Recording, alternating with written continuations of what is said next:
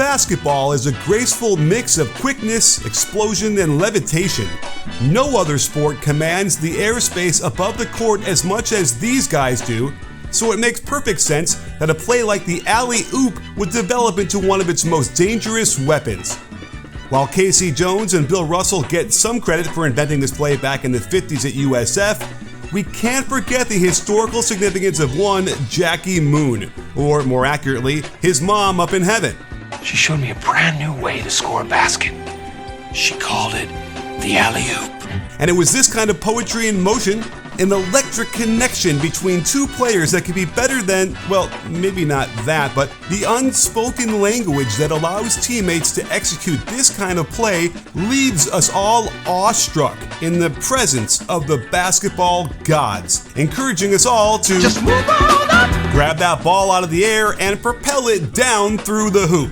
We've seen it be a crucial part of basketball history, as Bill Walton's 21 for 22 is still the gold standard in the NCAA tournament. NC State's David Thompson was doing it in the 70s before his same team won the whole thing on this unintentional lob. And Walton again made it a crucial action that helped his underdog Blazers beat the Sixers in the 77 finals.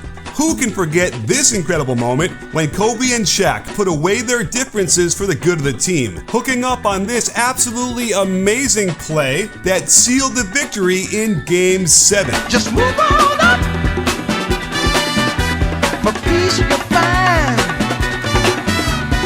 into the steeple of beautiful people where there's only one kind. Let's focus on this season and who is the best lob thrower in the NBA.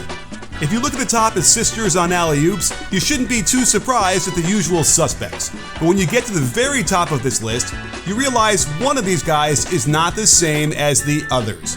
And if you break it out even further, you'll see Trae Young holds 3 of the top 4 pairings of assist to scorer, and Clint Capella is in a league by himself.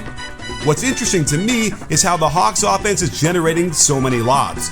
You can break them up into a few categories. Obviously, the pick and roll is a big one, but which direction were they setting them, and what part of the floor? And then there are the cuts to the hoop, as well as a few thrown in transition. One thing that you have to understand about Trae Young is that his floater game is so prevalent on his drives that defenders must be concerned with him shooting it at any moment off either foot in a quick release grenade designed to barely clear their outstretched arm. Because of this extreme threat, it opens up all these lobs. You'd think that with this kind of prolific layup scoring, the Hawks offense would be tops in the league. One reason they're not is because when Trae Young has to go to the bench, their offense completely sputters. The inside ball screen is by far the most common way they get downhill into the lob, and here they just space the floor for a quick drag screen from Capella.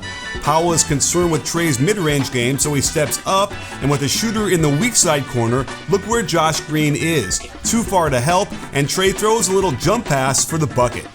Here's a little double ball screen they set with a good shooting threat as the first screener. Again, Green won't bump down off of him. JaVale is really concerned with the floater from Trae, and despite Bertans actually being in held position, he's really just there to get his face on the poster. On this quick drag screen, the weak side corner is empty. Absolutely no help on the roll man, and with John Collins rolling, there is no need to be accurate with your pass. Here's that empty corner quick screen again with Onyeka Okongwu, and check the off-foot left-handed lob on time and on target, and Okongwu tends to lay these up softly more often than dunking. The lob action is clearly a fulcrum of their offense and is the engine driving Trae's incredible box score production every night. And if you want the chance to win some money on his production, or any other NBA player, then you have to head over to UnderdogFantasy.com and check out Pick'em, where you can choose 2 to 5 players, then decide on the over-under for specific stats. It's super easy to set up, and you can win up to 20 times your initial entry fee. If you think Trae is going to get a ton of assists against the Suns tomorrow night, then get in the action. But it doesn't stop there. You can make it a rival and add players from different teams to make it even more interesting. They've also got drafts where you can compete against me. You think you got what it takes?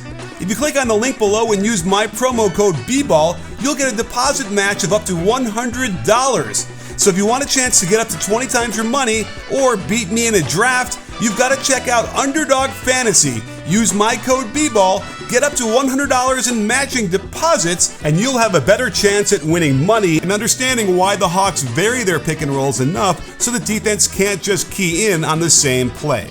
Here are some ball screens set to the outside, which puts a lot of pressure on the weak side corner defender to rotate over, but when the ball is put into the air like this, it's very hard to do anything about it. I actually think it's kind of pointless to even have a weak side guard bump down like he's supposed to, since there's no way he'd be able to disrupt a play like this anyway. Oh, and I like how they're setting the pin down on the strong side to distract any other potential help defenders. Okongwu sets the most screens in this direction, and the Clippers want to lock Young onto the left side of the court, but he snakes the dribble, draws both defenders. Batum doesn't want to leave Bogdanovic, and Young throws this pass off 1 foot with his arm pulling back, much the same way he shoots his floaters, leaving the defense completely confused and ashamed. On this step-up screen, Batum is so concerned about Young attacking Zubac that he figures they can pinch him along the baseline. Powell doesn't want to rotate off of Bogdanovic, and I doubt he'd have been able to stop this anyway, short of fouling. And Young makes everything even harder to guard when he rejects the screen.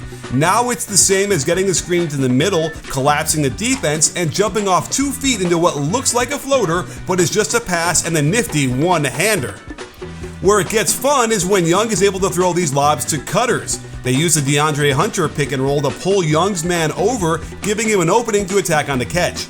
Watch what Capella expertly does. He circles around to the weak side, knowing he's luring his man to help on the drive. Another right foot jump, right hand lob that looks like a floater but is really an assist. Here's a high pick and roll. All eyes are fixated on Young, and also very concerned with the roll man too, which lets Capella sneak behind everyone for the flush. A lot going on with this set, a cross screen for Bogdanovic that turns into a double ball screen out top. Meanwhile, a pin down on the weak side corner is happening as Trae rejects the screen, gets into the lane, and even though Luka is right where he's supposed to be, it simply doesn't matter when you've got John Collins on the other end of the train. This was shaping up into a little pistol action with the handoff into ball screen, but Trae sees the help loading up above the three-point line, goes baseline instead, forcing Miles Turner to rotate. Halliburton was slow sticking to the block, but considering what Collins does to this ball, I think he'd been powerless to stop it.